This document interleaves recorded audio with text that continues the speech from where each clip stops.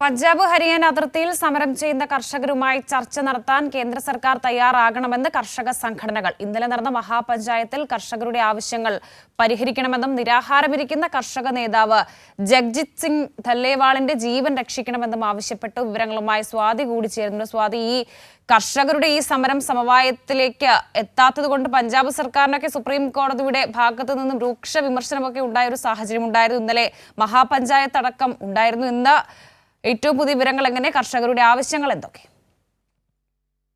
വർഷ കഴിഞ്ഞ ദിവസം ഈ ധല്ലേവാളിന്റെ ആരോഗ്യസ്ഥിതി മോശമായതിനെ തുടർന്നും അതോടൊപ്പം തന്നെ ഈ കർഷകർ കുറെ നാളുകളായി ഖനൌരി അതിർത്തിയിൽ സമരം തുടരുന്ന ഒരു സാഹചര്യത്തിലാണ് ഇപ്പോൾ മഹാപഞ്ചായത്തിന് കർഷകർ ആഹ്വാനം ചെയ്തത്. കഴിഞ്ഞ ദിവസം തന്നെ ഇതുമായി ബന്ധപ്പെട്ട കർഷകർ മുന്നോട്ട് വെച്ച ആവശ്യം, ഈ കർഷകരുമായി കേന്ദ്ര സർക്കാർ ചർച്ചയ്ക്ക് തയ്യാറാകാത്ത പക്ഷം തങ്ങൾ ഈ നിരാഹാരത്തിൽ നിന്നോ അല്ലെങ്കിൽ ഈ സമരത്തിൽ നിന്നോ പിന്നോട്ടില്ല എന്നുള്ള ആവശ്യമാണ് കർഷകർ മുന്നോട്ട് വെച്ചത്.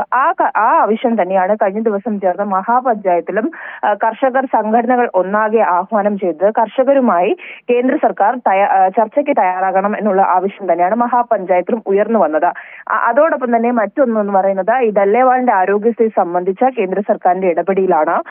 നേരത്തെ തന്നെ സൂചിപ്പിച്ച പോലെ തന്നെ കർഷകരുടെ ആവശ്യങ്ങൾ, അതായത് മിനിമം താങ്ങുവില ഉൾപ്പെടെയുള്ള ആവശ്യങ്ങളിൽ കൃത്യമായ ഒരു തീരുമാനം കേന്ദ്ര സർക്കാരിന്റെ ഭാഗത്തുനിന്ന് ഉണ്ടാകാത്ത പക്ഷം ഈ ധല്ലേവാൾ സമരത്തിൽ നിന്നും നിരാഹാരത്തിൽ നിന്നും പിന്നോട്ട് മാറില്ല എന്നുള്ള ഒരു കടുംപിടുത്തം തന്നെയാണ് പിടിച്ചിരിക്കുന്നത്. അതോടൊപ്പം അദ്ദേഹത്തിന്റെ ആരോഗ്യങ്ങളെ സംബന്ധിച്ച വലിയ ആശങ്ക കൂടി ഈ കഴിഞ്ഞ ദിവസം മഹാപഞ്ചായത്തിൽ നിരവധി നേതാക്കൾ മുന്നോട്ട് വെച്ചിരുന്നു.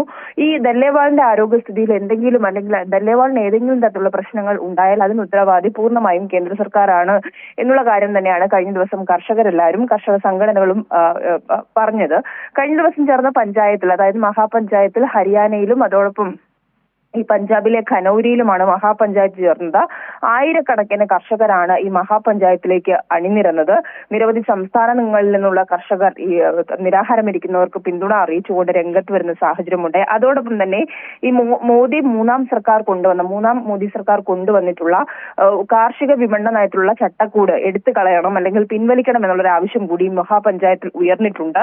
അതിന്റെ ഭാഗമായി ഈ വില്ലേജുകൾ കേന്ദ്രീകരിച്ചുകൊണ്ട് തന്നെ ഈ ഹരിയാനയിൽ നിന്നും വില്ലേജുകളിൽ നിന്നും കേന്ദ്ര കൃഷി മന്ത്രിക്ക് ഈ ജനുവരി 10 മുമ്പായി കത്തയക്കണമെന്നൊരു തീരുമാനം കൂടി കർഷക സംഘടനകൾ കഴിഞ്ഞ മഹാപഞ്ചായത്തിൽ തീരുമാനിച്ചിട്ടുണ്ട്.